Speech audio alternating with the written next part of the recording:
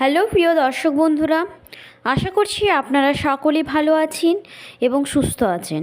আজ আমি মা সারদা দেবীর কিছু অমৃত বাণী নিয়ে চলে এসেছি। আপনারা ভিডিওটি স্কিপ না করে দেখতে থাকুন। আপনাদের বাস্তব জীবনে এই বাণীগুলো অনেক কাজ লাগবে।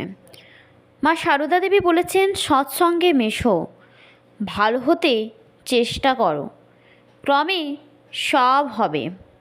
তিনি বলেছেন, ভালোবাসা সব কিছু হয়, জোর করে কায়দায় ফেলে কাউকে দিয়ে কিছু করানো যায় না। তিনি বলেছেন, মানুষ তো ভগবানকে ভুলেই আছে, তাই যখন দরকার তিনি নিজে একবার এসে সাধন করে পথ দেখিয়ে দেন। এবার দেখালেন ত্যাগ।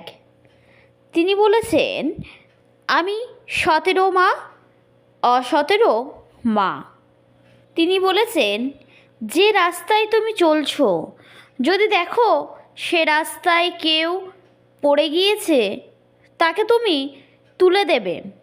পথে পড়ে থাকা কাউকে দেখে কখনো ফেলে যেতে নেই। তিনি বলছেন, নিজে ঠিক থাকো, কে কী করলো ভেবে লাভ নেই।